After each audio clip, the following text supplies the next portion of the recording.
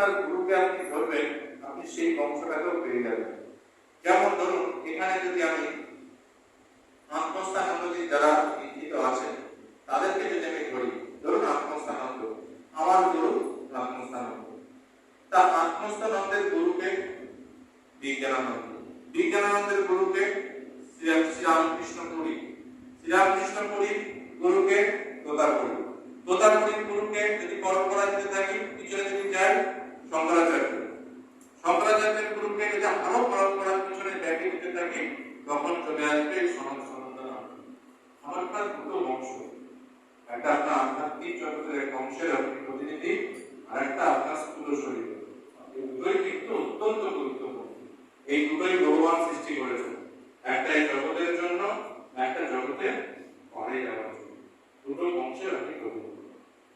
তো ভগবান কি করলেন, বর্ণনা আসছে যে ভগবান এই জগৎ সৃষ্টি করলেন, ভগবান চারটি বর্ণের সৃষ্টি করলেন এবং চারটি আশ্রমের সৃষ্টি করলেন, করে বললেন তোমরা জগতে এবার এই যে ধর্ম তোমাদেরকে দেওয়া হলো বর্ণাশ্রম ধর্ম, এটাকে পালন করো, জগৎ তোমরা বৃদ্ধি প্রাপ্ত করো, এটাকে আপনাদের জন্য দিয়ে দিল।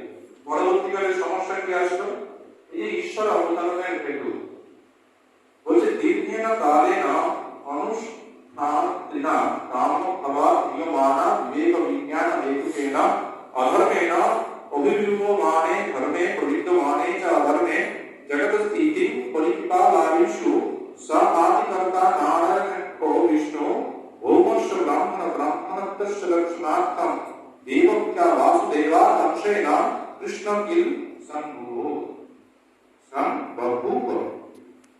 কি বললেন ব্যাপারটার মধ্যে, বলছেন দীর্ঘকাল ধরে এই ধর্ম যখন আচরণ করা হয়, এই বর্ণাশ্রম ধর্ম আসবে, খুব এতে গভীর গভীর আলোচনা আছে।